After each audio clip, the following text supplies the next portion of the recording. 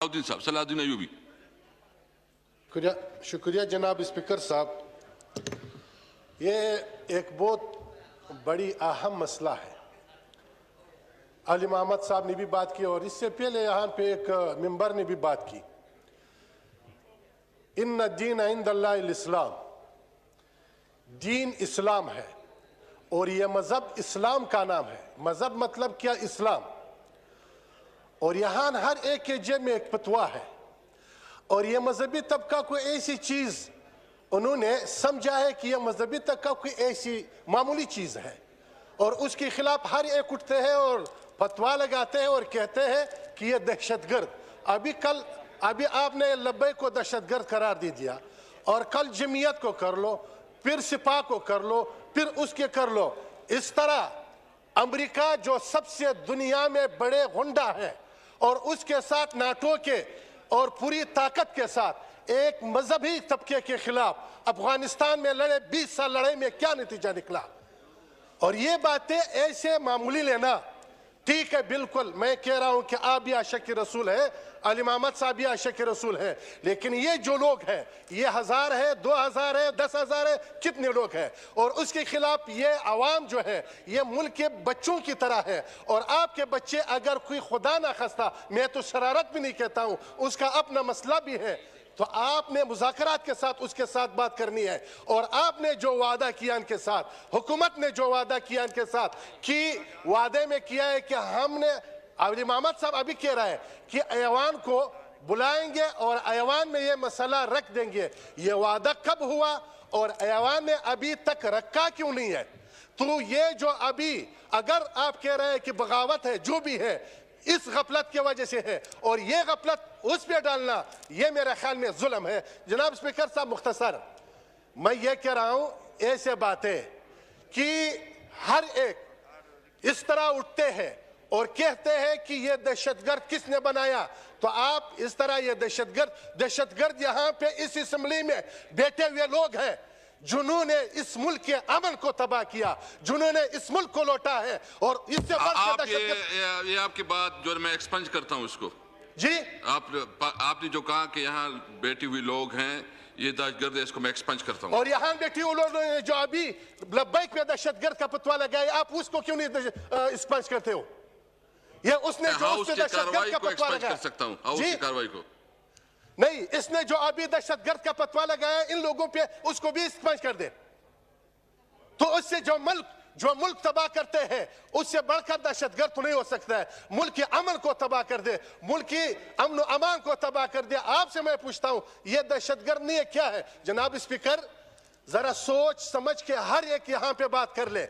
और ये जो आवाम इस तरह मुल्क क्यों वादा करते हैं, आप उनके साथ मुज़ाकरात क्यों करते हैं? किस एतमाद पे क्यों, किस पे एतमाद होता है? जब लब्बैक के लोगों को आपने जेल में डाला, क्यों डालते हैं? तो मुज़ाकरात कर ले। फिर यही चीजें हमारे मुल्क में अपने पार्टी के लिए जो हम करते हैं, यहाँ पे हम जो जुलूस निकालते हैं, यही बर्बादी तबाही हमने यहाँ पे बैठे हुए लोगों सब ने किया है, सब पार्टी वालों ने किया है। यहाँ पे क्या हुआ? स्टेशन को, पुलिस को मारा, सबको मारा, तो फिर वो दहशतगर्द नहीं है? ये दहशतगर्द है? तो ये स्पीकर साहब इस तरह नहीं होनी चाहिए। हर अमल का रद्द अमल होता है, हर अमल के रद्द अमल होता है। तो आप एक मुल्क के हुक्मरान हैं, सोच समझ के फैसले करनी चाहिए।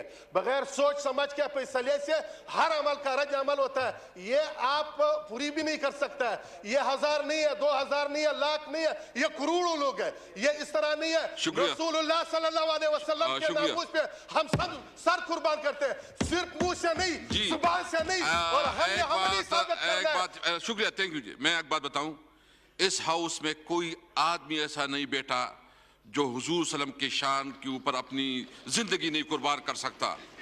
हम ये देखे, मैं सबसे हाथ उठा के चाहता हूं, हम सब आशिकी रसूल हैं। हम सब जो है ना, हमारे लिए इतना जितना मतलब हम समझते हैं कि हम जो है ना हुजूर सल्लम हमारे लिए, इसके बारे में हम कोई सियासत नहीं कर सकते। हमारे, मैंने पहले भी कहा था जी। मोहसिन दावड़ प्लीज।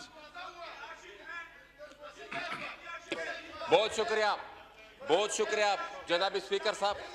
मुख्तसर जी प्लीज। स्पीकर नहीं, ज्यादा स्पीकर, बात तफसीली है। बहुत शुक्रिया जनाब स्पीकर। जिस तरह आपने कहा शुरू में कि हम सब आशिक रसूल हैं, इसमें दूसरी कोई राय है ही नहीं।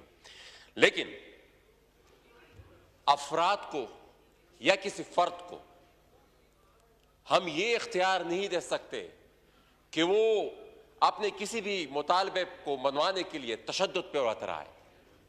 ये इख्तियार हम किसी को नहीं दे सकते। और दूसरी बात यहां पर जो जिक्र हुआ, मुझसे पहले आई डोंट नो वहां से किसने जिक्र किया, मैं कैटेगोरिकली ये बात बताना चाहता हूं कि तालिबान दहशतगर्द थे, तालिबान दहशतगर्द हैं और तालिबान दहशतगर्द रहेंगे। हम उसको किसी तरीके में से मजहब के साथ नहीं जोड़ सकते। जनाब स्पीकर, मसला हमारा ये दूसरा है। हमारा मसला यह है कि हम एक ही आग से बार बार खेलने की कोशिश करते हैं। यहां पर यह बात हुई कि होनी चाहिए यह तहकीकात कि तालिबान को किसने बनाया, क्यों कर हमने किराए की जंग लड़ी अफगानिस्तान में, और उसके फिर क्या कॉन्सिक्वेंसेस थे, क्या रद्द अमल उसका आया, फिर हमने कितना सफर किया उस रद्द अमल से, उस जंग, वो जो किराए की जंग हमने लड़ी, उससे फिर हमने क्या बहैसियत स्टेट हमने कितना सफर किया। इन तमाम बातों पर हमने अभी तक कोशिश ही नहीं की कि हम इस चीज को समझ सके और इस चीज की तहकीकात सके। बात आती है टीएलपी पर, जरा इसकी भी तो तहकीकात कर कि टीएलपी किसने बनाई।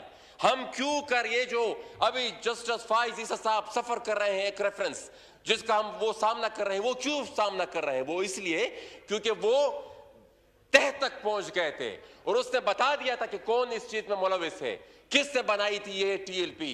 देखिए जी, सियासी नजरियात का हर एक को हक हासिल है इस मुल्क के आईन और कानून के मुताबिक, लेकिन फिर इस हद तक पहुंच जाना कि आप फिर दूसरों की जिंदगी को मफलूज कर दे, फिर आप दूसरों की जो आप फिर रोड को बंद कर दे, आप फिर तशद्दुद पर उतर आए, इस चीज की किसी की भी किसी सूरत पे इजाजत नहीं होनी चाहिए। लेकिन हमारा मसला यह है कि हम मामूली सी सियासी गेंस के लिए, छोटी मोटी पॉलिटिकल वेस्टेड इंटरेस्ट के लिए हम इस्तेमाल करते रहे हैं। हमने तालिबान को भी इस्तेमाल किया, हमने अफगानिस्तान में भी उसको इस्तेमाल किया, और यहां पर जब जिस तरह अभी बात हुई कि पार्लियामेंट में बहस नहीं होती, जनाब स्पीकर आप बताएं, मैं मुख्तसर कर रहा हूं, आप अली मोहम्मद खान साहब बताएं।